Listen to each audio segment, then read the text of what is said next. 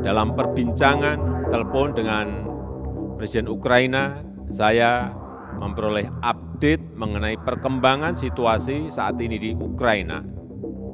Dalam pembicaraan itu dibahas juga mengenai berbagai permintaan bantuan persenjataan dari Indonesia.